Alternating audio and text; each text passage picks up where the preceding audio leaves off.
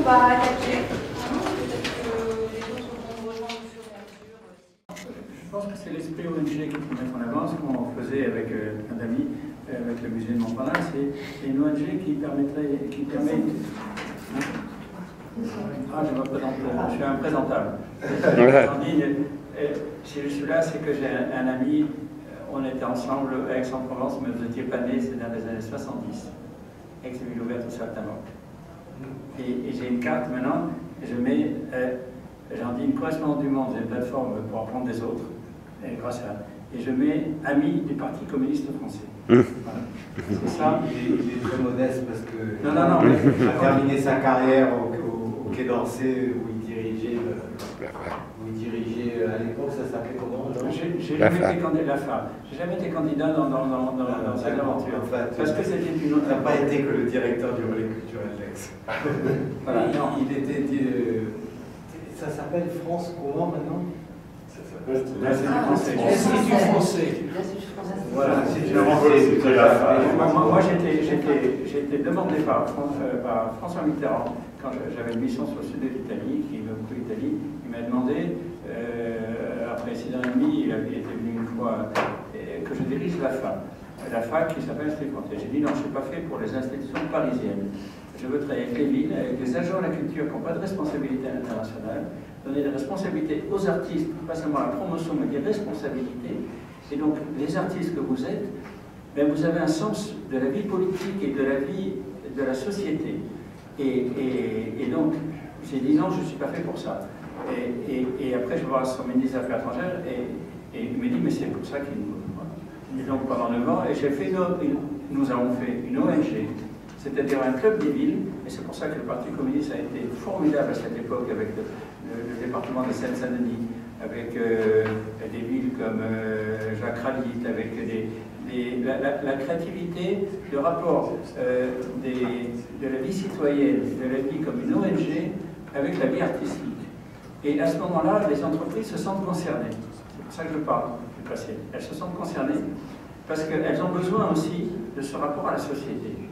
Donc ce qu'il faut, c'est un lieu. Et le musée de Montparnasse, c'était le hasard, parce que je continue, je ne voulais pas être ambassadeur. C'est mon successeur qui s'est battu comme un fou, j'avais déjà 9 ans, le directeur s'appelle Le Guillet par d'abord, je voulais absolument ça, maintenant il est ambassadeur en Tunisie. Et moi, je cherchais, quand je dis moi, c'est avec des amis, et je ne vais pas donner tous les noms, il y en a autour de la table, des amis qui sont des compagnons, de faire ce compagnonnage. Et à ce moment-là, il n'y a pas de différence entre des gens qui s'engagent. Et au musée de Montparnasse, on s'est engagé au moment où l'Irak a sauté, au moment où il y avait, avec la Tunisie, un pétard. On a fait avec Frédéric Mitterrand, qui était, on avait fait les saisons culturelles, mais avec les villes, pas avec les institutions parisiennes. Donc, il faut travailler avec, élargir l'espace, le monde artistique est nécessaire à la créativité d'une société et au flair du futur, et aussi aux générations, voilà, à des différentes générations. Et donc ça, il faut peut-être, d'ailleurs vous avez un lieu magnifique ici, magnifique, c'est peut-être un laboratoire, peut-être une fois par an de faire, vous le faites, un rendez-vous qui prendrait ces fils conducteurs comme un lieu pour faire en sorte que les artistes montrent leur engagement sur une société et que les entreprises, et même les entreprises, surtout les nouvelles technologies, seraient ravis de pouvoir participer à ce genre de rendez-vous. Voilà. Ok.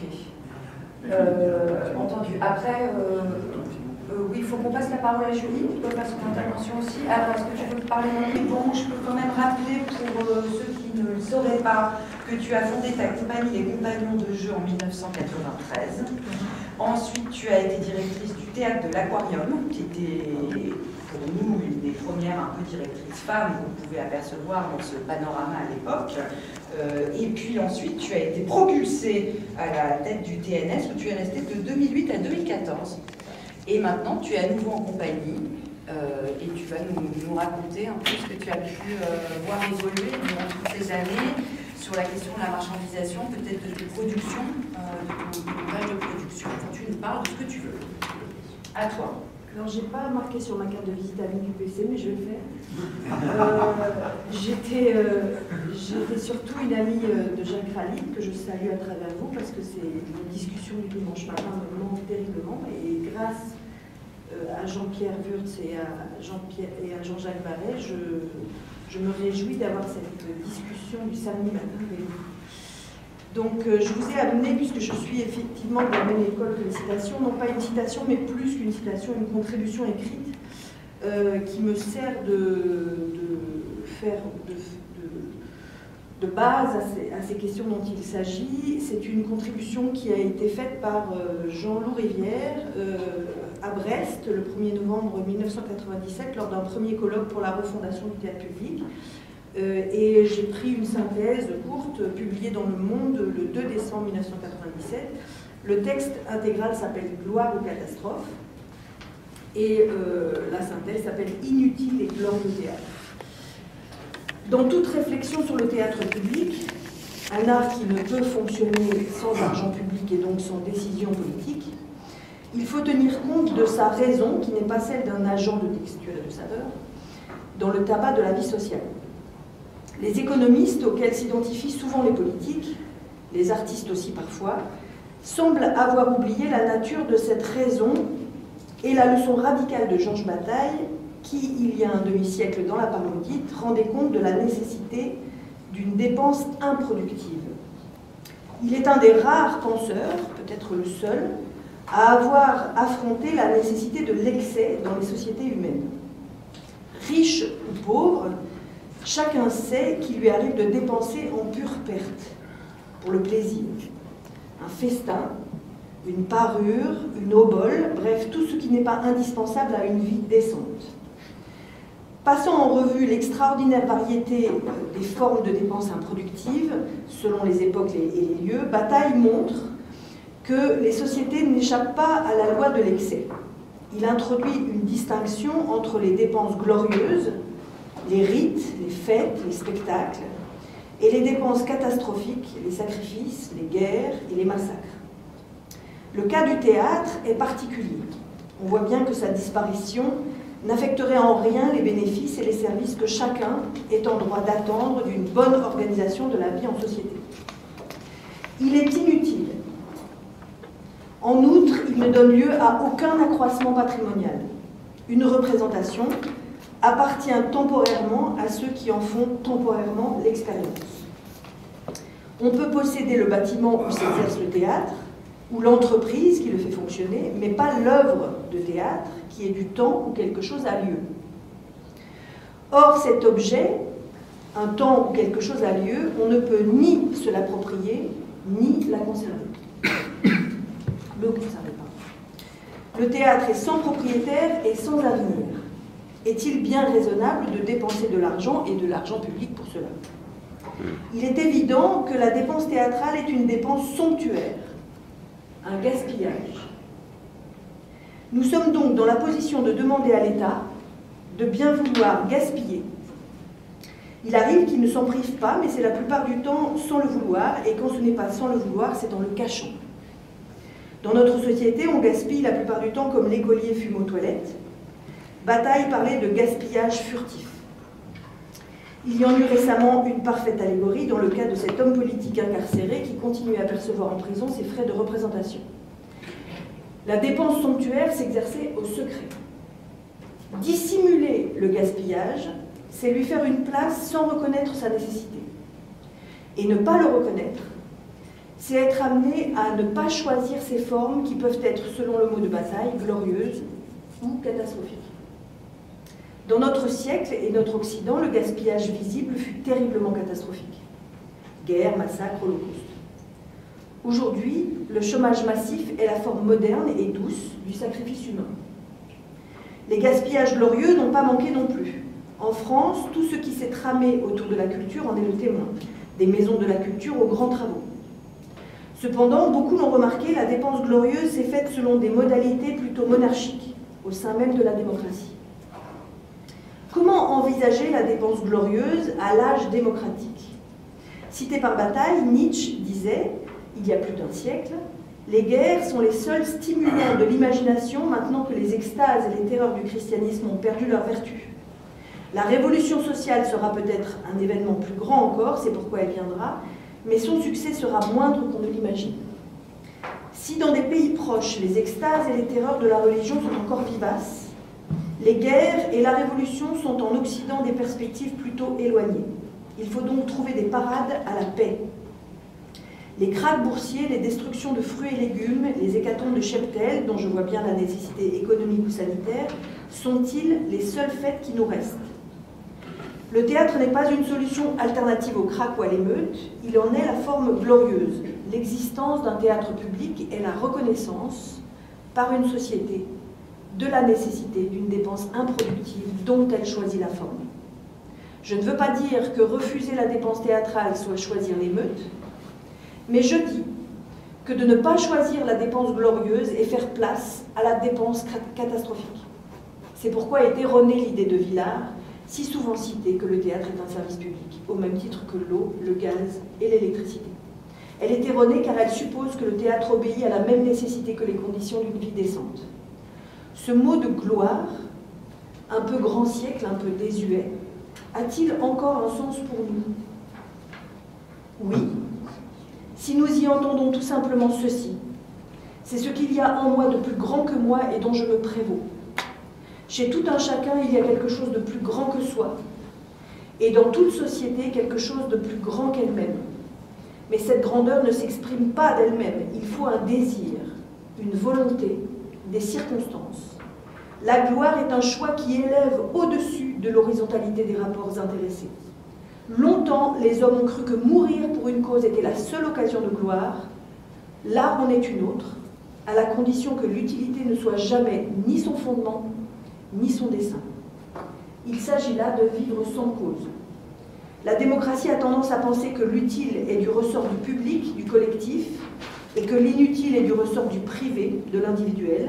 Non, la collectivité en tant que telle a un rapport essentiel et inexpugnable à l'inutile. Si un art comme le théâtre est et doit rester une affaire publique, il n'appartient pas, en tant qu'art, à la sphère de l'utile. C'est par son inutilité qu'il est une affirmation vitale. Réclamer des moyens pour le théâtre, ce n'est pas demander que l'on fasse droit dans la mesure des moyens disponibles à une activité honorable, c'est attendre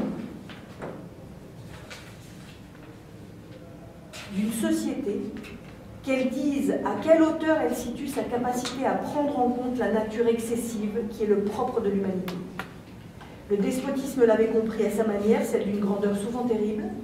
La démocratie doit le comprendre aussi à sa manière, celle d'une grandeur amicale, pour autant que l'amitié soit ce qui réunit les trois mots de la République, liberté, égalité, fraternité. Mais demander à des hommes qu'ils renoncent à la catastrophe est peut-être trop demandé.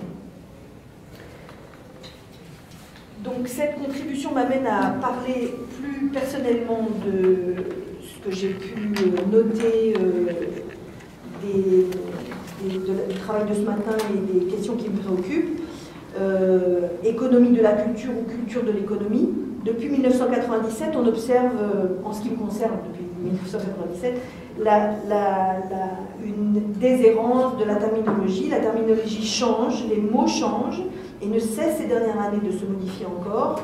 Je renvoie à cette séance de travail du 13 juillet sur les mots glissants et les mots pièges. Par exemple, l'aide au projet, quand j'ai commencé à construire ma compagnie, c'est-à-dire en 1993, quand je sors du conservatoire, je prépare ma sortie du conservatoire, je dépose un dossier à la préfecture pour faire une compagnie comme une chambre à soie de Virginia Woolf, c'est-à-dire d'imaginer que cette compagnie sera et restera mon endroit de liberté et de création. Il est difficile aujourd'hui de déposer un dossier à la préfecture et c'est pas si simple de déposer un dossier de compagnie. On a beaucoup la remarque tout à fait, je trouve, perfide de « il y a trop de compagnies ». N'en faites plus. L'aide au projet à l'époque s'appelle aujourd'hui l'aide à la production, ce qui ne veut pas dire évidemment la même chose. La direction générale du théâtre, de la danse et de la musique a perdu ses trois piliers, ses trois noms fondamentaux et est devenue la DGCA, la Direction générale de la création artistique. Comptabilité. Des CD. Oui, des CD, ça aurait été mieux, ça aurait été très Et ensuite, on a évité aussi DCA. Ah bon, C'est pour ça qu'on a rajouté le G. L'assurance chômage dont il était question avec mon camarade, c'était une caisse de solidarité interprofessionnelle, c'était agi comme ça, c'était compris comme ça, c'était même une chose qui était forte dans mon initiation de compagnie, puisqu'on apprenait en étant compagnie qu'il ne fallait pas compter sur les assédiques que nous n'avions pas, puisque nous n'avions pas nos droits, il fallait les conquérir, qu'il ne fallait pas travailler son salaire, et que même un salaire devait être réparti, on a appris ça tout de suite, que c'était important de défendre notre métier dès le début. On parlait de passe culture tout à l'heure, macroniste. Je voudrais parler de la carte culture que depuis 20 ans Catherine Trottmann a faite à Strasbourg. Je fais une parenthèse parce que je voulais la saluer là parce que la carte culture a 20 ans ou plus maintenant, 24 maintenant, mais à l'époque, quand j'étais à Strasbourg, on fêtait ses 20 ans et c'est un dispositif qui a été mis en place à Strasbourg et nulle part ailleurs, tel que ça se passe à Strasbourg, pardon, où toutes les institutions se mettaient autour de la table et il y avait 7 festivals au cours de l'année répartis sur l'année, avec un accès très favorisé à toutes les formes de culture, que le jazz, la marionnette, le théâtre, l'opéra. Les structures prenaient en charge une partie des billets et finançaient ces billets, et ce qui fait que l'école du spectateur de Strasbourg est phénoménale, c'est-à-dire que les jeunes gens, et pas seulement les jeunes gens, tout ce terreau venait au théâtre, et on avait même un dispositif au TNS que je trouvais intéressant, c'est que pour le même billet, en fonction des places disponibles, on permettait aux gens de revenir voir le spectacle une deuxième fois.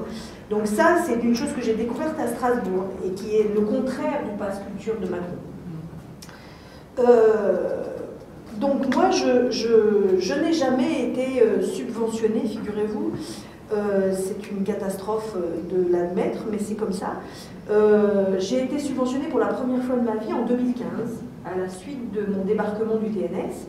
Le ministère, la DGCA, s'est cru obligé, s'est vu obligé de m'accorder une subvention minorée par rapport à mes coadjuteurs masculins, puisque j'étais la seule femme à avoir dirigé le TNS et que j'ai été subventionnée au titre d'une sortie de CDN, puisqu'il y avait des niveaux. Et aujourd'hui, je me retrouve dans un litige qui se termine d'ailleurs, où j'ai claqué la porte fin mai, pour ne pas rentrer dans les cases. Donc je suis en train de m'orienter sur d'autres façons de produire mes spectacles, et notamment sur une économie privée qui, quelque part, est plus vertueuse que l'économie publique dont je sors aujourd'hui. La seule subvention des compagnons de jeu donc a eu lieu en juin 2015. On est né en 93, on a 10 ans, voire 15 ans d'intermittence acharnée. On se retrouve à la tête d'un théâtre de l'Aquarium au sein de la cartoucherie sur une période qui a duré 8 ans et qui a été très très inspirante, formidablement créative, où on a triplé le cahier des charges pour, au départ, rembourser une dette dont on héritait. Il y avait 1 million de francs lourds à rembourser.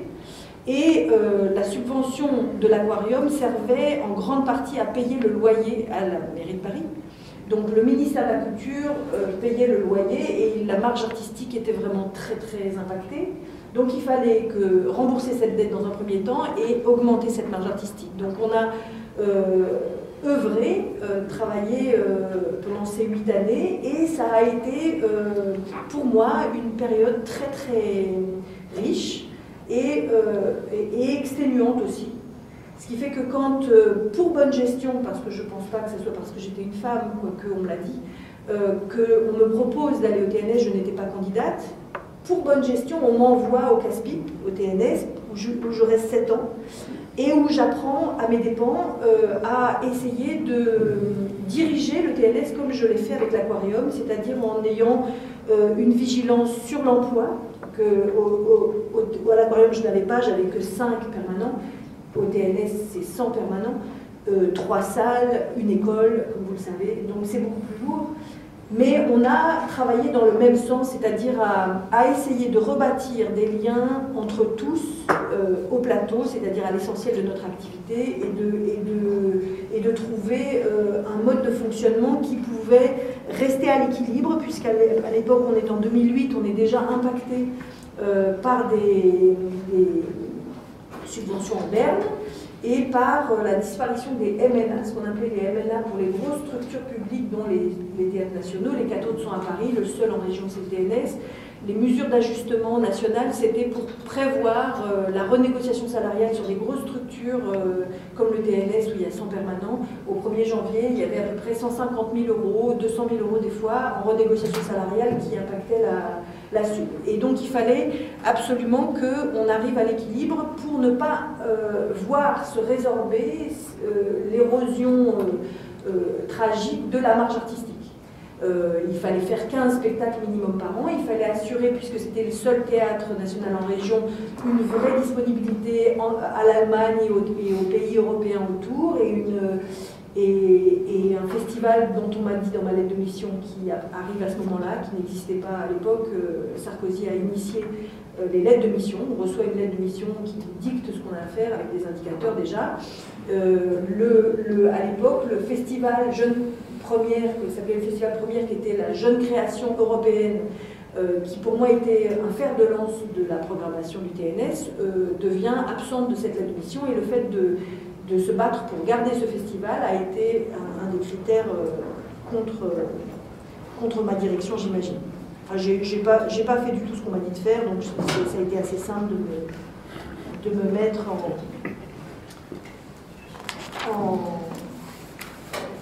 j'arrive même pas à trouver les mots. Non, je voulais faire une blague, j'y arrive même pas. En retraite anticipée.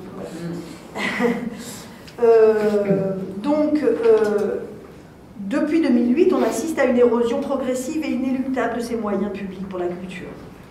Les subventions baissent inexorablement, la marge artistique est impactée et l'équilibre est rompu. On parlait à l'époque, et nous sommes en 2008, d'un équilibre où il ne fallait pas descendre en dessous du niveau de l'eau. Il fallait rester pour préserver aussi l'emploi de ces structures d'ailleurs.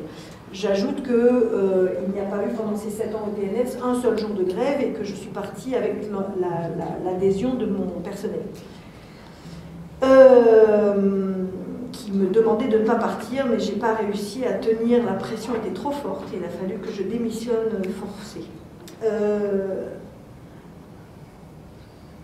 Le bilan est pour moi bon, mais la désillusion politique assez grave, puisque je suis restée 5 ans sous un gouvernement sarkozien où j'avais fourbi les armes nécessaires pour me battre sur un terrain honorable, puisqu'on parlait de gloire tout à l'heure.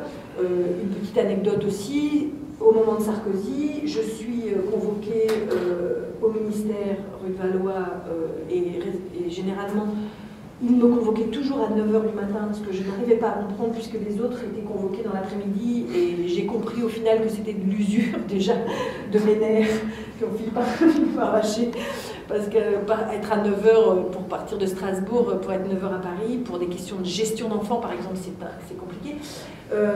Mais j'étais toujours convoquée à la même heure, et donc ce jour-là je suis convoquée, mais la personne qui me convoque n'est pas là, que j'attends, et un de ses adjoints me reçoit. 32 ans tout mouillé, arrivé fraîchement dans le bureau, n'ayant absolument pas de notion de parcours et tout ça, connaissant Strasbourg parce qu'il a fait des études, me disant qu'il aime beaucoup la ville, et puis j'arrive avec des dossiers chargés non pas de plaintes du tout, mais de propositions et de réactions à ce qu'on entend, à ce qu'on essaye de développer là-bas. Et puis je sens que j'ai quelqu'un qui ne m'entend pas ou qui ne m'écoute pas et qui n'est pas là pour ça. Déjà, le dialogue est rompu, ou a-t-il déjà existé? En tout cas, dans ma période du TNS, le dialogue était très compliqué sur les 5 ans sarkoziens, puis après c'est devenu impossible avec Hollande. Donc je suis dans ce bureau et j'avais reçu un mail sur mon téléphone dans le train de proposition du comité Miss France pour louer la salle Coltès. À l'époque d'ailleurs, je veux le dire, c'est l'Alsace qui a gagné. C'est l'Alsacienne qui est devenue Miss France, une rousse, je ne sais pas si vous vous rappelez. Et je reçois ce message et pour essayer de le provoquer, c'était une vraie provocation, je lui fais lire le mail que j'ai reçu dans le train en venant. Et lui me dit, il faut y réfléchir. Et là, je lui dis, je veux que vous écriviez ça noir sur blanc pour me donner une raison, si j'en avais une, de démissionner, ce que je n'aurais pas fait évidemment puisque je n'étais pas dans cet état d'esprit-là, mais au moins ça m'aurait donné une raison. Parce qu'à Strasbourg, faire ça, louer une seule fois, pour des mauvaises raisons, la salle Coltès, les abonnés de Strasbourg, qui sont des abonnés très très alsaciens et très rigoureux, on va dire, abandonnent le navire pour une erreur de cette taille. Je me serais, à mon avis, fait lapider en place publique, en place Kléber. Mais bon, donc je reçois, il faut y réfléchir, et je lui dis, je ne le ferai pas. Et si vous me demandez de le faire dans ma future lettre de mission l'année prochaine, écrivez-le. L'équilibre donc est rompu car jusqu'à présent nous étions tenus de voter des budgets équilibrés. Nous sommes réunis en conseil, tout est très, je dois le dire parce que la Cour des comptes, je l'ai saisie pendant 1 an et demi pour une enquête parce que nous avions une bonne gestion à l'aquarium, je vous l'ai dit, mais nous l'avions aussi au TNS et comme il y a pu être écrit dans la presse écrite des mensonges, je voulais restituer la vérité, donc la Cour des comptes a fait son enquête. Les budgets étaient votés à l'équilibre, chaque dépense, puisque c'était une institution publique, était passée au crible, et c'était très lourd pour le théâtre, puisque le secteur comptabilité a explosé par rapport à d'autres secteurs comme l'atelier de construction de décors ou l'atelier de confection de costumes qui, elles, avaient des petites mains employées au moment des grosses charges de travail, mais pas permanentes. Par contre, en comptabilité, on avait un sous-directeur à la comptabilité et tout un secteur de gestion comptable très lourd à entretenir avec ces nouvelles lois de finances. Il m'a été reproché à 2 reprises à l'aquarium par M. Thierry Pariante, je balance ce matin, c'est enregistré, c'est filmé. Bonjour Thierry. Au moment de l'aquarium, et par M. Michel Aurier au moment du TNS, une bonne gestion. C'est-à-dire qu'il ne fallait pas être bon gestionnaire, il fallait être suffisamment bon, comme disent les psychanalystes anglais, parce que sinon l'État ne peut pas justifier d'aider davantage les structures. Donc nous avions remboursé la dette à l'aquarium, il ne fallait pas la rembourser, on nous aiderait davantage. Et nous avons tenu non sans mal le bateau paquebot sans être impacté par un iceberg, et il aurait fallu peut-être être plus dépendant de ce ministère de la Culture qui par ailleurs nous demandait de l'autonomie en la personne de Michel Aurier qui ne répondait pas à nos mails. Si nous étions moins bons gestionnaires, nous serions donc aidés davantage. La subvention était décisive, elle était déterminante et elle était garante pour moi de liberté de création. Désormais, elle s'efface derrière une volonté d'autonomiser les outils et une réduction tellement forte du budget signifie d'abord une baisse de la marge artistique et une externalisation des services. Je crois que c'est Jean-Jacques qui en a parlé, et ça c'est très très compliqué pour les structures qui emploient du personnel permanent. Je reviendrai sur l'hétérogénéité des rapports parce que je pense qu'en production comme en création, l'hétérogène est important et c'est une des choses les plus importantes qui soit. On parlait de péril avec Hölderlin, l'hétérogène fait partie de la réflexion artistique et donc de la gestion des outils artistiques, et il faut des intermittents, il faut des permanents, il faut qu'ils apprennent à travailler ensemble, il faut que les lieux dotés prennent dans leur convention collective non pas seulement des règles de tenue collective du travail, mais aussi une charge artistique qui serait le compagnonnage, l'accompagnement de tous les degrés, que ce soit des compagnies qui soient des premiers projets, ce qu'on appelle l'émergence, ou des sorties de conventionnement. Je pense à mes pairs de théâtre que sont Alain Françon, Jean-Pierre Vincent, que j'ai invités non seulement à venir faire leur spectacle au TNS, mais aussi à diriger des ateliers à l'école. Je pense au fait que c'est en rendant poreux les querelles de chapelle dans lesquelles on nous met, en rendant poreux toutes les frontières et toutes les échelles de cette organisation du travail, qu'on arrive à travailler le mieux, il me semble. Mais on nous demande le contraire, c'est-à-dire on nous demande vraiment de travailler en circuit fermé, les théâtres nationaux ensemble, les centres dramatiques ensemble, les compagnies éventuellement ensemble, même si elles le font depuis toujours et envers et contre tout, parce qu'elles savent la gestion des compagnies est quand même la plus salutaire, la plus vertueuse que j'ai connue de tout temps. Donc l'externalisation des services est un vrai problème parce que ça fait rentrer de l'argent privé, des sociétés privées dans un établissement public et ça impacte l'organigramme entier. Je ne me relis pas. L'externalisation, je dis, c'est sur les personnels d'accueil, sur surtout, les femmes de ménage. Oui, sur tous les secteurs maintenant. C'est-à-dire qu'on fait des économies puisqu'on ne peut pas...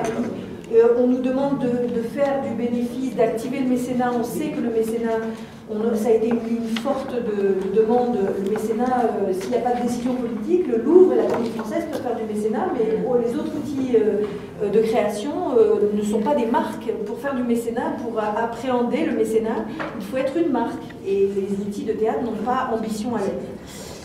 Ni le TNS, ni les autres outils. Par contre, la Fondation Cronenbourg, pour ne pas les citer, a donné le prix au Festival Première et a permis au Festival Première de résister à la décision politique de le faire disparaître. Donc, je parlais d'un temps où on était plus proche de bataille dans le fait de pouvoir être au déséquilibre et de pouvoir compter sur l'argent public, non pas comme un salaire de complément. Je sais ce qui se passait en chômage technique pour certaines entreprises, dont là je vais taire le nom pour les protéger. Mais quand on met en chômage technique un théâtre dit précaire avec des compagnies, on sait que c'est pour toucher des ascétiques et pour renflouer avec la sub. Les permittents ont fait quand même beaucoup de tort à ce régime intermittent, que je défends par ailleurs. Et le régime intermittent, c'est une chose qui donne le droit à certains de faire cette profession et de la faire dignement en lissant le fait que les projets ont 2 mois de vie au mieux pour 6 mois, 8 mois, 1 an de préparation avant. C'est reconnaître la part invisible du travail qui est la part fondamentale, qui est la partie la plus importante de l'iceberg sous l'eau et qu'il faut reconnaître et pouvoir défendre. Donc on est passé une inversion des rapports totale entre le déséquilibre qui était soutenu par l'État sous la forme de subventionnement public et d'un service public fort à un équilibre dès 2008 avec des subventions impactées. Pour ce qui concerne le TNS, c'était 300 000 € par an de moins, plus les MNA qui avaient disparu, donc je parle à hauteur de 500 000 € de moins par an pendant les 7 ans où je suis restée là-bas, avec un cahier des charges qui s'alourdissait sur les indicateurs et sur les résultats à obtenir. Et aujourd'hui, on est presque dans l'inversion de ce rapport-là en nous demandant d'être bénéficiaires. C'est-à-dire le mot bénéfice est arrivé.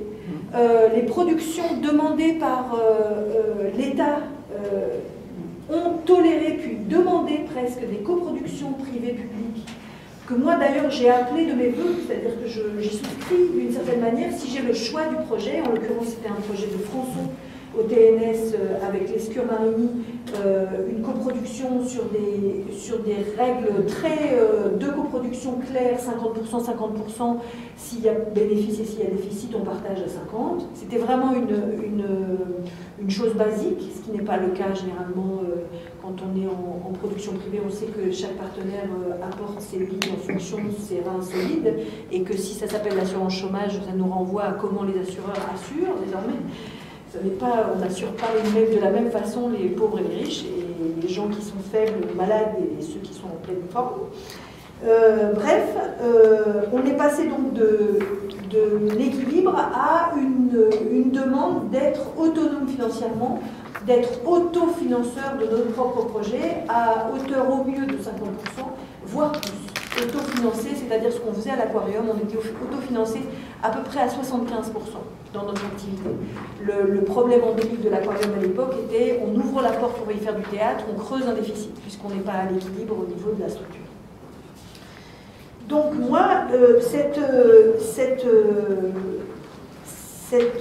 demande de l'État de faire avec l'économie privée des projets ensemble, a priori je n'ai rien contre, mais là où je vais être un peu aussi provocatrice, pardonnez-moi, je trouve que le cahier des charges de l'économie privée dans ce qui m'est proposé aujourd'hui est plus clair, puisque je sais à quoi je dois m'attendre au départ, que l'économie publique, où là je suis dans une sorte de désamour ou de renoncement à travailler pour le ministère, parce que je trouve que les indicateurs, les cases et les statistiques dans lesquelles on le met sont faussées, et qu'on fait dire aux chiffres ce qu'on veut, et qu'elles ne prennent pas du tout en compte la notion de création artistique, de compagnie, d'émergence, de première création ou de 10e création, de notion de parcours, etc.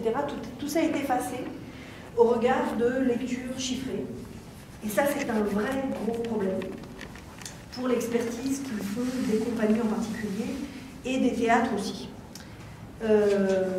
Le cercle vertueux dont on parlait est non seulement abandonné, mais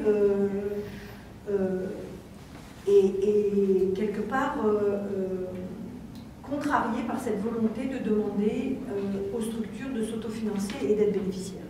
Le bénéfice, je le comprends, je le conçois en termes de gestion d'une structure, mais pas en termes de création artistique. Et quand la structure est dévolue à la création artistique, je pense que c'est un problème de penser bénéfice avant de penser programmation, où on est très très loin du gaspillage dont parle Bataille. Donc, dans cette inversion des rapports, il s'agit bien, effectivement, Jean-Pierre, d'une reconquête, d'une résistance et d'une reconquête qui va être difficile et longue. Je suis ravie pour ça d'être au travail dès ce matin avec vous. Et d'invention. Équilibre sur la gestion des outils, d'accord. Sur la préservation active, le combat pour préserver l'emploi, d'accord. Mais pas sur la création en tant que telle. Et je vous ai amené une dernière petite histoire pour vous faire rire, je l'espère. C'est une petite histoire qui m'avait été donnée par les amis du collectif de l'intermittence, au moment où on était très mobilisés pour ne pas perdre ce régime. Une histoire qu'on se passait à l'époque pour ce combat et qu'on se lisait même en cabaret, qu'on mettait en musique. Un président de société reçoit une invitation pour un concert. Au programme, la symphonie inachevée de Schubert. Ne pouvant s'y rendre, il passe le carton à M. Lolf, son contrôleur de performance, avec instruction de lui faire ensuite un mémo sur la qualité du concert. Le lendemain matin, le président trouve sur son bureau le rapport de M. Lolf. Premièrement, les 4 joueurs de hautbois demeurent inactifs pendant des périodes considérables. Il convient donc de réduire leur nombre et de répartir leur travail sur l'ensemble de la symphonie, de manière à réduire les points d'inactivité. Deuxièmement, les 12 violons jouent tous des notes identiques. Cette duplication excessive semblant inutile, il serait bon de réduire de manière drastique l'effectif de cette section de l'orchestre. Si l'on doit produire un son de volume élevé, il serait possible de l'obtenir par le biais d'un amplificateur électronique. Troisièmement, l'orchestre consacre un effort considérable à la production de triple croche. Il semble que cela constitue un raffinement excessif et il est recommandé d'arrondir toutes les notes à la double croche la plus proche. En procédant de la sorte, il devait être possible d'utiliser des recrutés locaux et des opérateurs peu qualifiés. Quatrièmement, et dernier point, la répétition par les corps du passage déjà exécuté par les cordes ne présente aucune nécessité. Si tous les passages redondants de ce type étaient éliminés, il serait possible de réduire la durée du concert de 2 heures à 20 minutes. Nous pouvons conclure, Monsieur le Président, que si Schubert avait eu à sa disposition des indicateurs de performance et de contrôle de gestion, il aurait été en mesure d'achever sa symphonie. C'est la seule demi-heure pour échanger. Donc, je vous invite cette fois à faire venir 100 minutes. Voilà, et à poser vos questions si vous en avez, ou faire des remarques plus générales. Est-ce que sur ce que Julie a raconté, Mathieu, tu as des choses à dire ou des réactions? Non, mais une réaction simple sur le dernier texte. Donc, effectivement, je crois qu'il faut subordonner toutes les réflexions, quelles qu'elles soient, sur l'emploi, à la question du produit. C'est-à-dire que, effectivement, les réflexions dans l'autre sens sont toujours un peu mortifères. Réfléchir à l'emploi de façon vide, avide, sans réfléchir à pourquoi et qu'est-ce qu'on produit et qui produit quoi et quels sont les rapports de force dans la production, dans la définition du produit. C'est réfléchir un peu à vide, partir à chaque fois du produit, de qu'est-ce qu'il faut produire, de qui décide de cette production, de qui a du pouvoir sur la production. Ça me paraît quelque chose d'essentiel. En tout cas, ce texte le montre avec fracas. Ok. Alors, d'abord, je la parole, tu la demandes depuis longtemps. Vas-y. Moi, je voudrais juste rebondir sur sur votre déclaration préalable quand vous parlez d'inutilité, de sanctuaire et de dépassement de soi. Parce que je me souviens de ce petit dessin très drôle où on voit dans une sorte de grotte de Chauvet un homme en train de dessiner et l'autre lui demande mais sinon dans la vie qu'est-ce que tu fais comme vrai métier?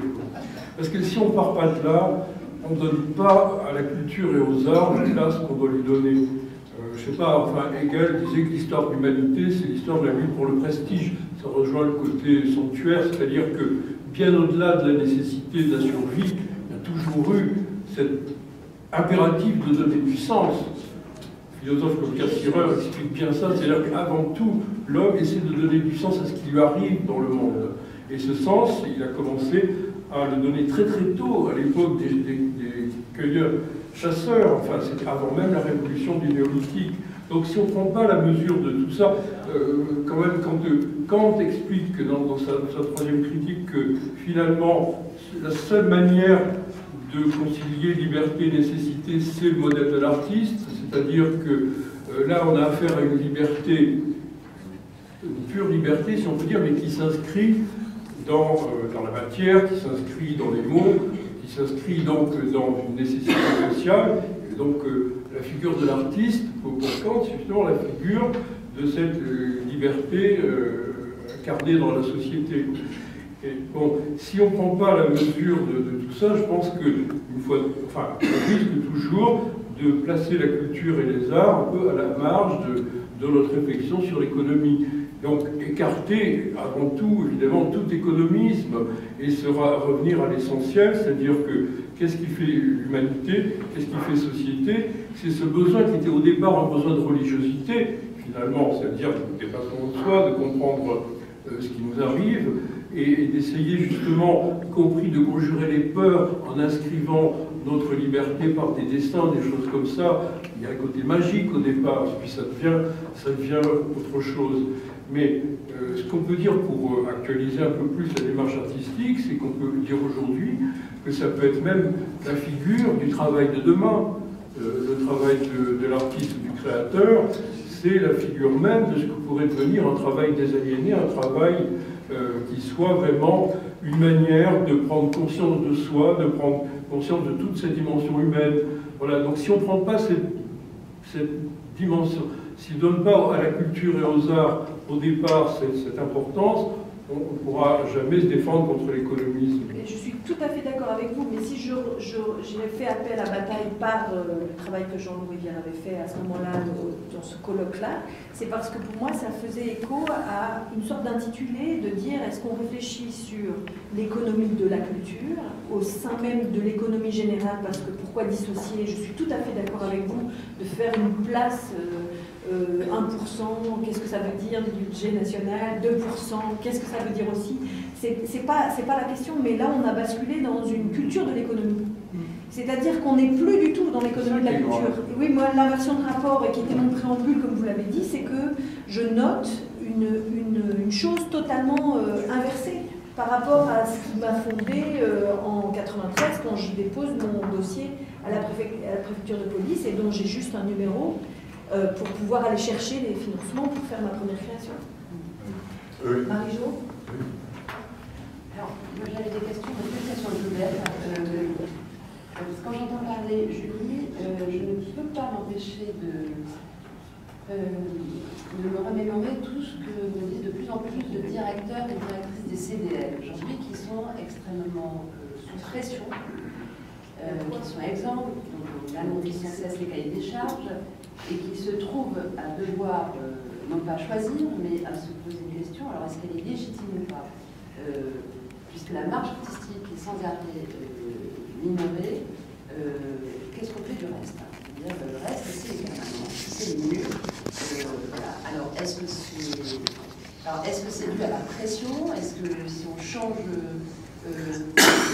l'endroit, le curseur, d'où on pose la question, on aurait pu se poser cette question-là, ou est-ce qu'aujourd'hui on est plus pragmatique, c'est-à-dire qu'on se dit, bon ben oui, on va faire avec une enveloppe moindre, qu'est-ce qu'on remet au centre? C'est-à-dire que moi, ce que tu disais un peu, réfléchir à l'emploi de manière dynamique, et à l'intérieur, y compris des institutions publiques. Mais j'ai peut-être totalement tort, c'est vraiment une question. Et l'autre question, c'est à propos des...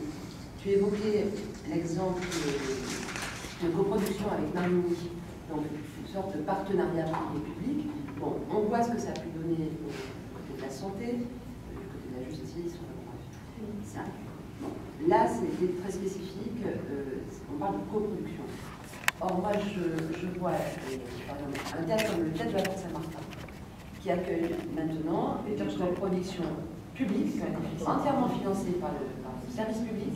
Ça a été Pommera, ça a été Laurent Pelli, dans ce théâtre. C'est-à-dire, il a une programmation irréprochable, cet homme-là. Il veut le meilleur pour son théâtre, et donc il est dans une économie à flux tendu, parce qu'il faut qu'il remplisse quand même. Quand il fait des sessions de 30, 60 dates, il faut derrière qu'il assure, et il n'a pas de poste de relation publique, contrairement au théâtre privé. Il n'y a personne qui va aller chercher le public. Donc c'est et là je me dis, est-ce qu'il y a une faille, est-ce que c'est normal? Moi je sais que je suis assez interrogative, je n'ai pas du tout de réponse, mais je me dis comment qu'est-ce qui fait qu'on arrive à ça? Alors pourquoi pas, peut-être qu'il faut rompre des choses, en sachant que derrière il y a une offensive comme jamais du théâtre privé contre le théâtre public. Elle est en gestation depuis des années. On l'a ressenti dans le off par tous ces gestionnaires du off, ces marchands de salles, on parle de marchands de sommeil, qui aujourd'hui encore sont tellement vent debout qu'ils ont créé un petit off, là, une espèce de scission dans le off à niveau Avignon, mais peu importe.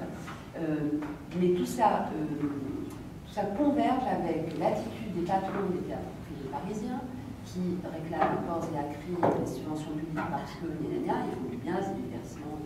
Et on s'aperçoit que de mon tête, le grand ami de Macron, c'est le nom qui circule depuis quand même plusieurs mois, pour remplacer Françoise Nyssen au ministère de la Culture.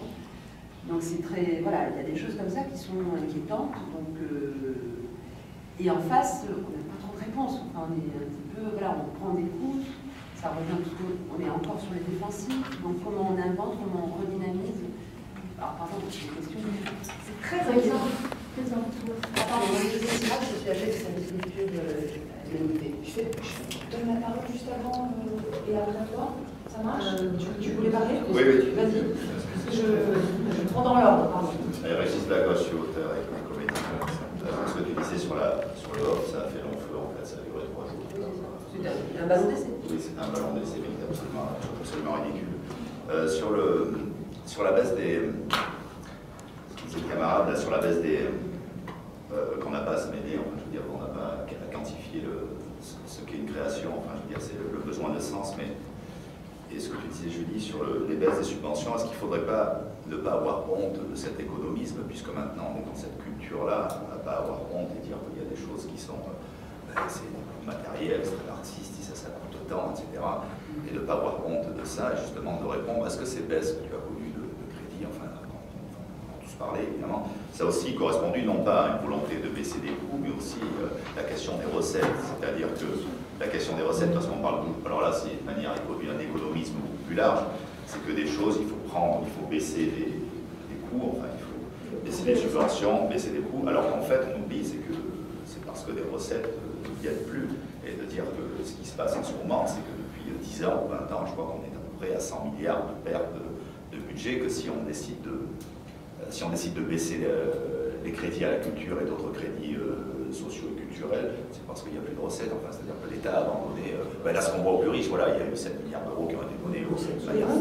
C'est plus pernicieux que ça, parce que sur les 7 années du TNS, ça a été un combat tous les ans de ne pas accroître le coût des places. Le coût des places là-bas était beaucoup plus bas que les théâtres nationaux parisiens. On est à Strasbourg, on n'est pas à Paris, et donc il y avait une lutte pour justement garder l'accessibilité à tous des prix les plus bas. Et le ministère, chaque fois, demandait à ce qu'on augmente le prix des places, alors qu'on avait 95% d'emplissage dans toutes les salles. Donc c'est plus pernicieux que ça. L'augmentation des chiffres, de rentabilité, était déjà dans les textes pensés comme une chose qu'il fallait inverser. C'est-à-dire que le service public était impacté en tant que pensée même de l'accompagnement actif et du premier partenaire que devait rester l'État. Par rapport à ces recettes-là, je parlais vraiment aux recettes de l'État. L'État qui décide de moins donner à la culture, c'est simplement parce qu'il est... les recettes de l'État, oui, bien sûr. Mais en même temps, ça m'amène ainsi à la deuxième question du public. Voilà, c'est-à-dire, par exemple, j'avais entendu, peut-être que c'est faux, que le coût du CICE, ça avait impacté au niveau des 40 milliards, ça avait impacté au niveau de pas mal de villes qui, moi je suis dans le théâtre privé, je n'ai pas de subvention, mais... comment dire, il y a beaucoup de villes qui ont abandonné les saisons culturelles, les compagnies étaient programmées, qui ont dit non, on ne peut plus vous programmer, il n'y a plus de budget à la culture. C'est-à-dire les 200 000 euros de la culture programmées, elles n'existent plus parce que la ville n'avait plus, il fallait qu'elle trouve 200 000 euros.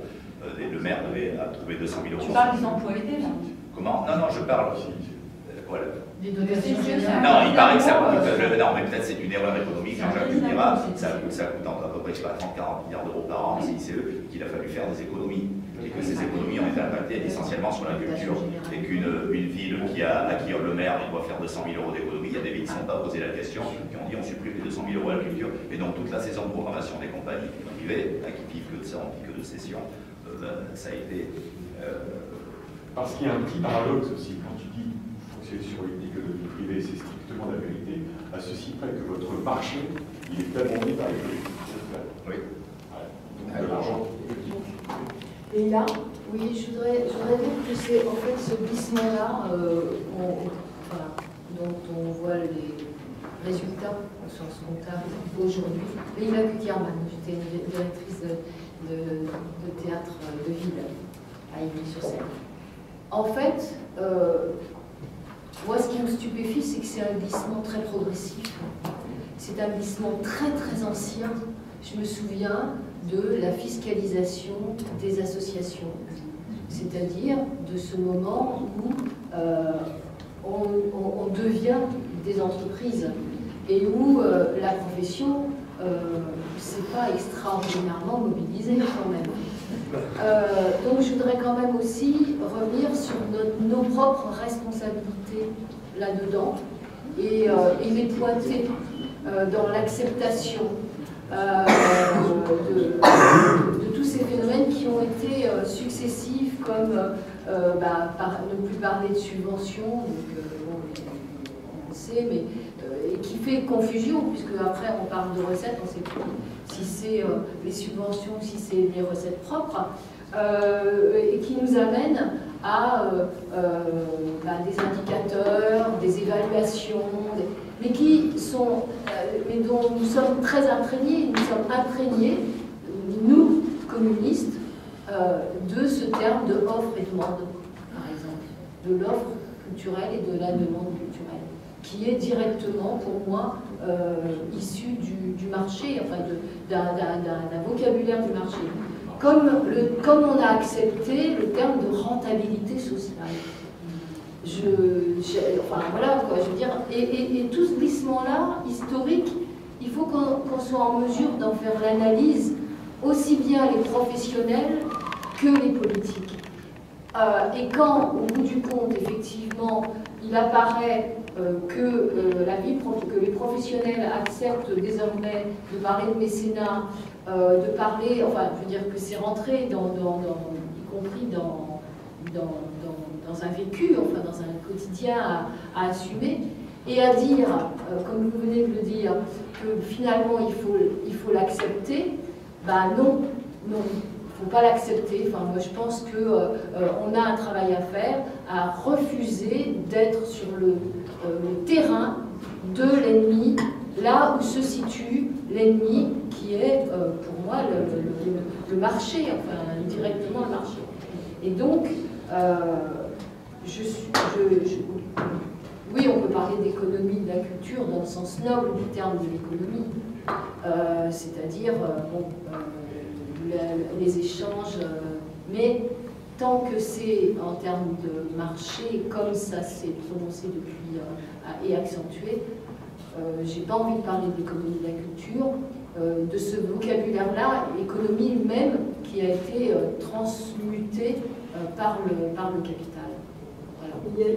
Pour rebondir à ce que vous venez de dire, il y a en ce moment une idée de semaine sans écran sur l'éducation populaire. L'offre et la demande est pervertie aujourd'hui aussi par la politique elle-même qui devient communicante et qui, par le biais des écrans et notamment d'Internet, il y a un scandale qui est en train d'exploser là sur des données qui ont été volées par le biais de réseaux sociaux à des usagers de Facebook et de Google pour analyser leur comportement, leur profil et pour que l'offre faite à ces gens-là soit totalement préparée en fonction et que ça aurait impacté l'élection présidentielle américaine et que ça aurait pu impacter d'autres élections et qu'en manipulant comme ça, il faudrait reprendre les travaux sur les médias ce film qui a été défendu aux États-Unis et qui a été projeté une fois à Paris, aide-moi François, Noam Chomsky, qui raconte la manipulation active. Là, on est rentré dans une opération la semaine dernière ou cette semaine, je ne sais plus, jusqu'à quand ça dure, avec une occupation du théâtre de la Bastille sur la semaine sans écran. C'est très très important de se mettre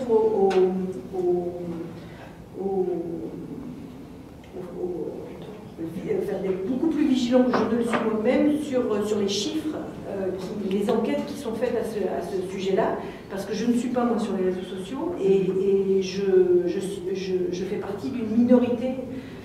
Toute la génération qui nous suit, même celle qui arrive, là, celle qui n'est pas encore née, sont dans cette éducation populaire d'écran dans lesquelles nous n'étions pas nous et qui sont impactés par ces procédés de faire d'eux des marchandisations avant qu'ils aient conscience de l'être. C'est-à-dire que le marché est actif, vous dites qu'il y a un glissement depuis très longtemps, mais il impacte déjà des générations qui ne sont pas encore nées. Françoise Nyssen, elle les appelle les digital natives, qu'elle a enchaîné. Et sur la question sur le pass culture, une des questions, c'est comment va être le logiciel, comment ça va être fait, l'accès. Mais ce que je voulais ajouter aussi, c'est que le secteur public est tenu pas seulement par des politiques publiques qui manquent, par des politiques publiques qui se sont affaissées. Il est tenu sur le sens même de son activité. Par exemple, la suggestion à la communication, dont vous parliez pour les politiques, qui est désormais très ancienne dans le secteur artistique, je ne dis pas culturel, parce que là aussi, culture et... Pardon, il faudrait revenir un peu sur ça. Mais par exemple, par le biais des billetteries. Les grandes entreprises de billetterie sont les grandes entreprises qui pointent leur nez, Fimalac, dans le domaine du travail artistique, qui pointent leur nez, donc Fimalac, Live Nation, enfin tout cela.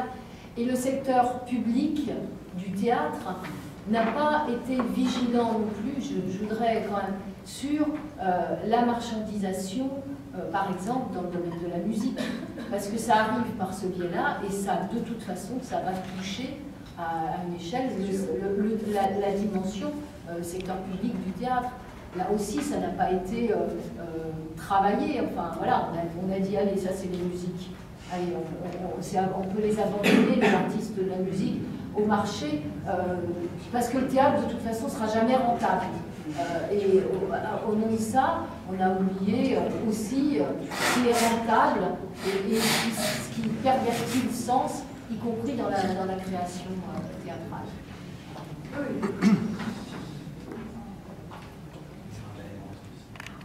Et j'ai l'impression, parfois... Ancien directeur de l'Institut de... Oui, ancien directeur du Centre d'études théâtrales à l'Université nationale à Dublin. Voilà, on arrêtera là. Aussi ancien étudiant à Strasbourg. Je connais bien la ville de Strasbourg. Je l'aime beaucoup. Et je vis dans un pays parfois qui me semble l'inverse, un monde à l'envers par rapport à la France, parce qu'en France, souvent, on parle d'une réflexion pour aboutir à une pratique. Souvent, pas toujours. Mais en Irlande, on se laisse prendre dans l'engrenage d'une pratique et on aboutit à une réflexion avec une certaine difficulté. Mais on y arrive parfois. Ce que j'ai surtout aimé dans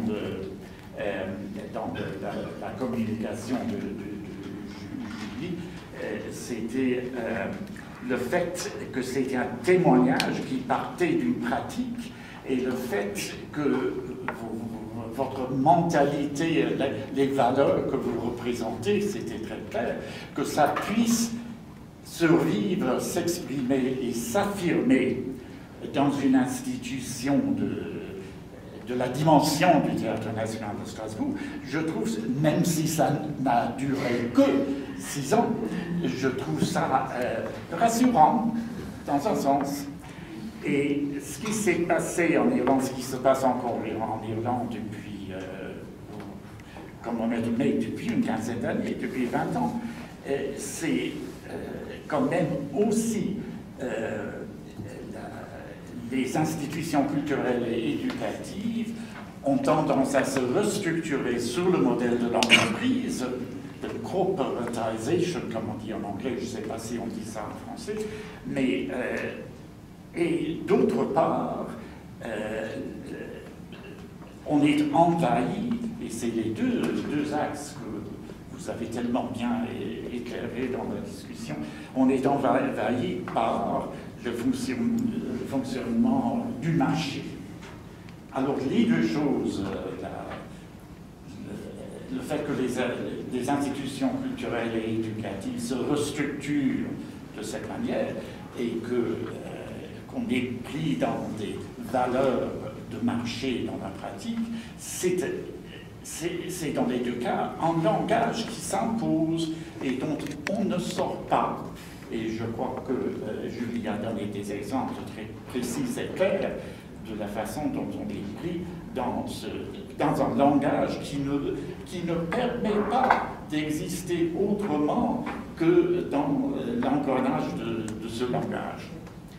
Et à la fin de tout ça, je reviens à l'idée qu'il y a quand même, et c'était l'axe de départ, il y a quand même la fonction émancipatrice possible de la culture et surtout du théâtre, et qui n'est pas compatible avec ce langage qui s'impose.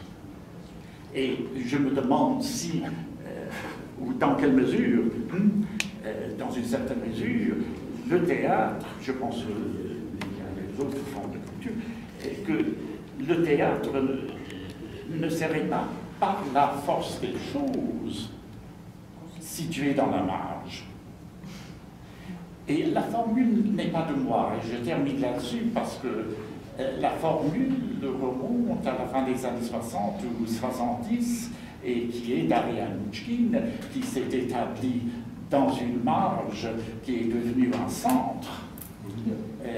Et Donc il y a quand même une espèce, je vais dire une chose qui dépasse peut-être pas fait, mais quelque chose de cyclique, ça revient, et plus ça change, c'est la même chose. Il y a cette tension permanente, il me semble, entre la fonction émancipatrice de la culture et la façon dont on est poussé dans la marge du langage dominant. Je crois qu'il serait très bien que je m'arrête là-dessus. Bon, ma première remarque, c'est quand même, on parle de choses qui concernent une toute petite partie de la population française. De gens qui ont reçu un certain niveau d'éducation, dont les parents les ont emmenés au musée, emmenés au théâtre, et l'économie qui s'est constituée autour de ça. Donc, on parle quand même de quelque chose qui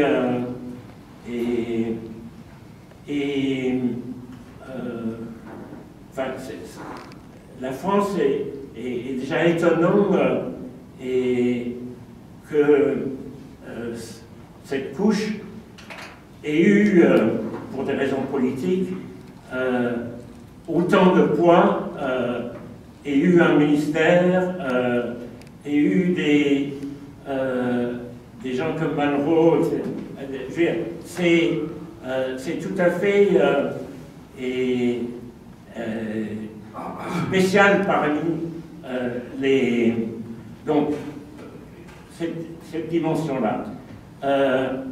Et le fait que, enfin, je veux dire, à votre convention, et ce qui serait magnifique, c'est que vous ayez un espace où les timers seraient invités. Et que vous donniez un concert de rap. Voilà. Et parce que quand même, il y a des gens qui fabriquent une culture de la résistance qui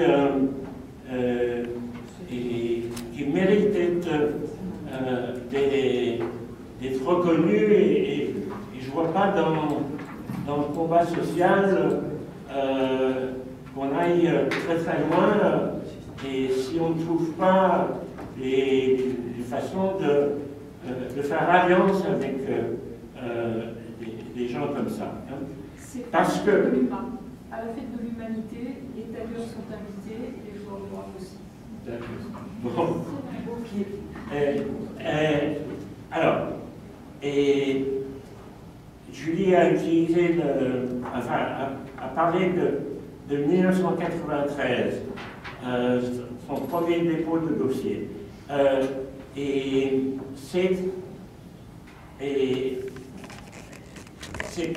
cette date, à l'année près, c'est la date à partir duquel on peut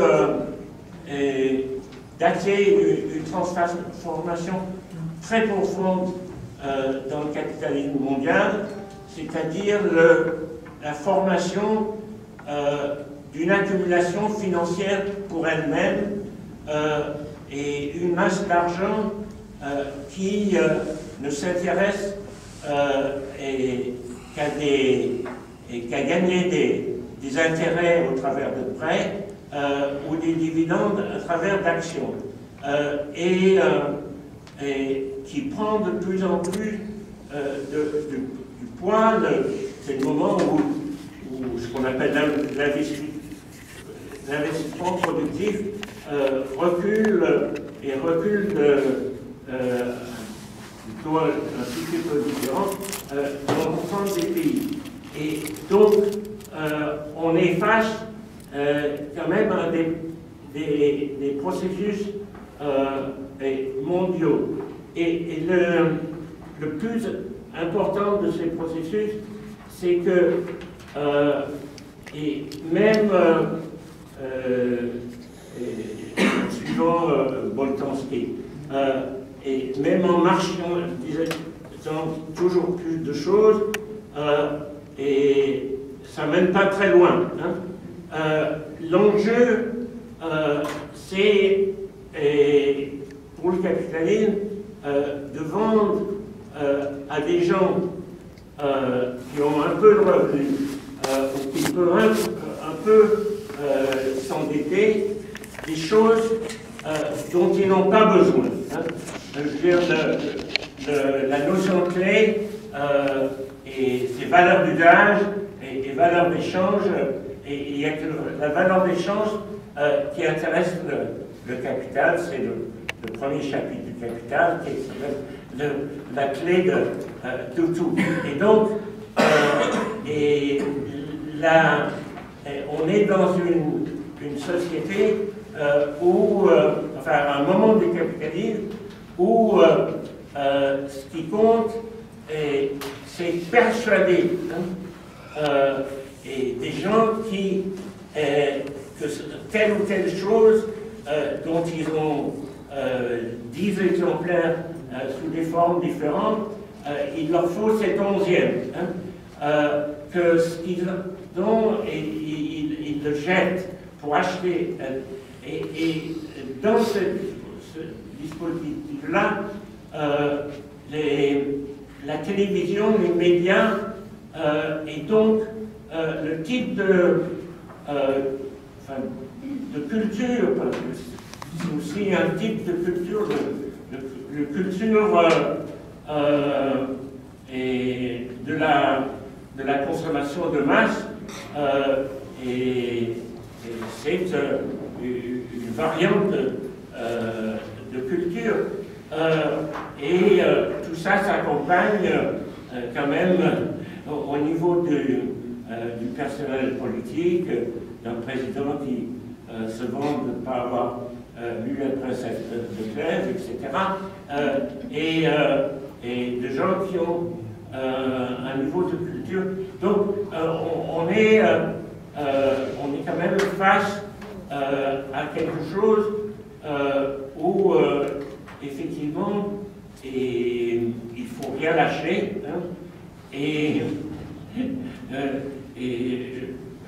bon, Jean-Pierre a terminé son texte par une citation, donc il m'incite à terminer l'intervention par une autre citation que je dois à Dardot et Laval dans le bouquin Marx, prénom Karl. Il raconte l'une des dernières choses qui a été rapportée comme sortant des lèvres de Marx. Un jeune journaliste new-yorkais traverse l'océan et réussit à traquer Marx qui est au bord de la mer, côté de Margate, et il réussit à le traquer même sur la plage, et Marx est en train de regarder l'océan, et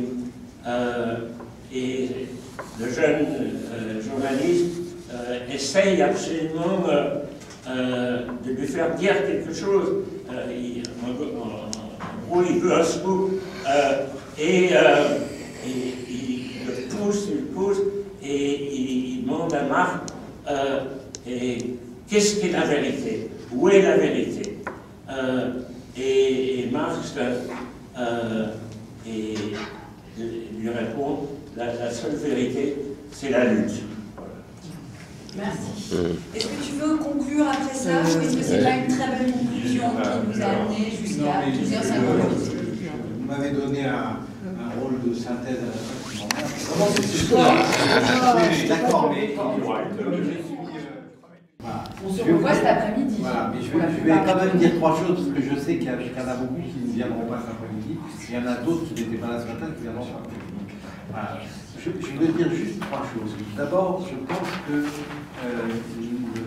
ce que nous a raconté avec beaucoup d'intelligence Julie, c'est au fond l'histoire de la pénétration de l'espace privé dans l'espace public et le fait que le service public de la culture depuis un certain nombre d'années a été complètement pollué par les critères libéraux et que nous sommes arrivés, j'allais dire presque en fin de cycle là, et que en réalité c'est un long processus peut-être, mais aujourd'hui on a changé d'époque. Jean-Pierre et Jean-Jacques l'ont dit, je pense qu'ils ont raison, on a changé d'époque et pour moi l'époque dans laquelle on entre, c'est la fin, la mort programmée, la chronique annoncée de la fin de l'exception culturelle. Voilà, je ne développe pas.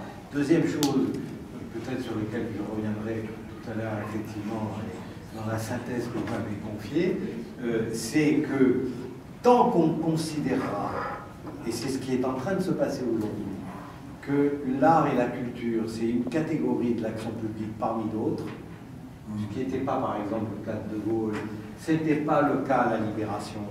Voilà.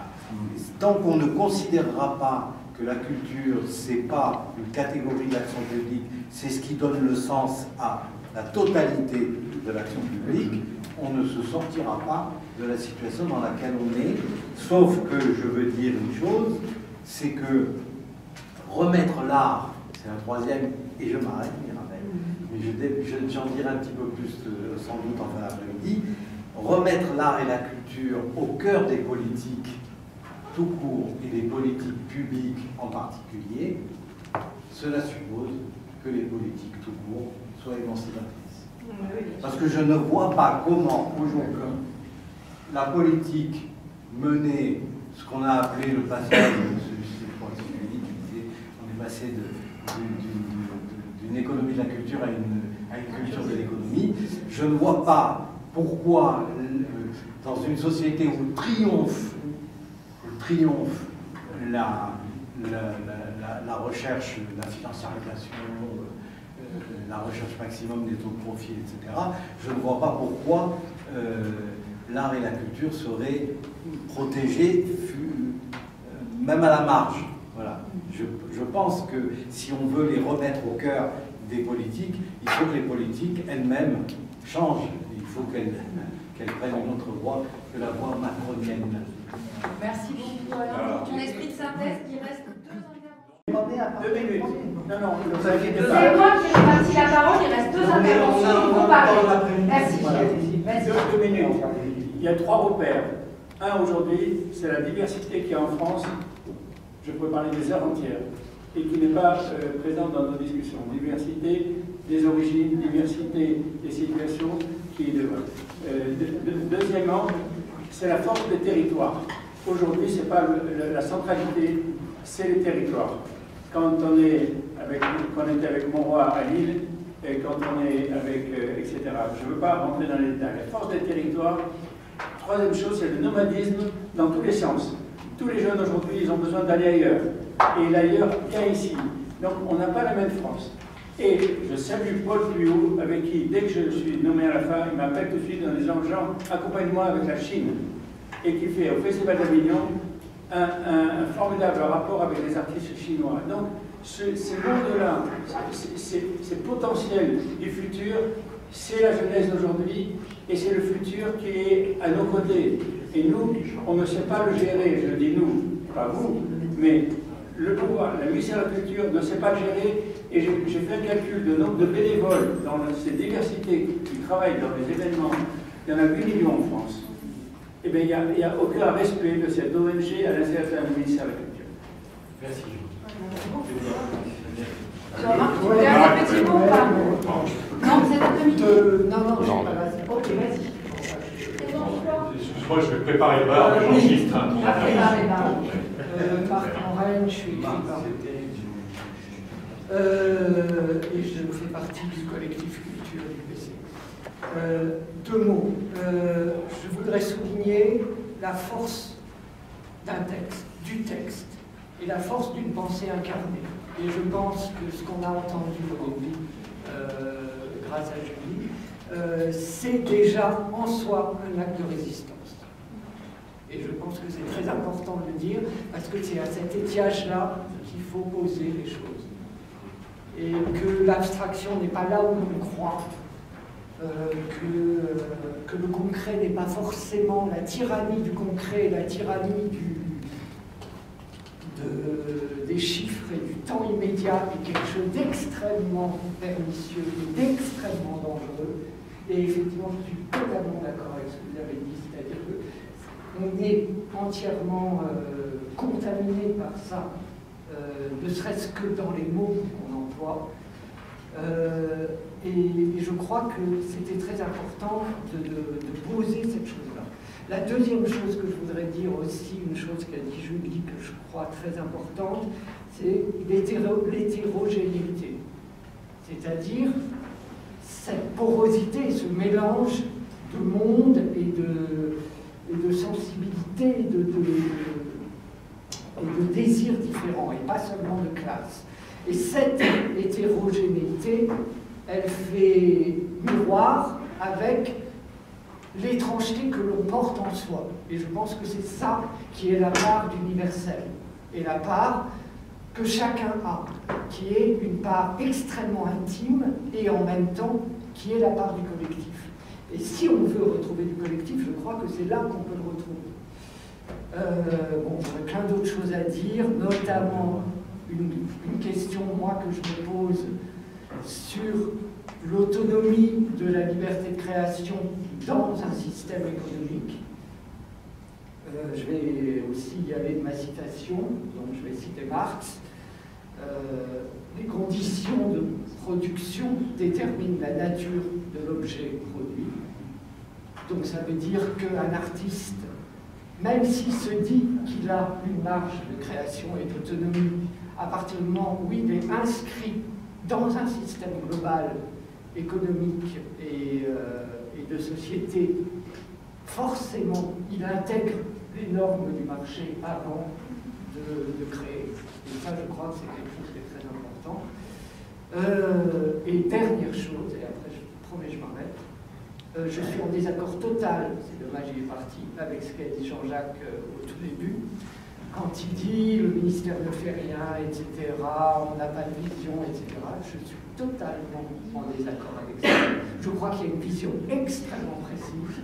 Je crois que la culture a une place extrêmement définie dans la Startup Nation.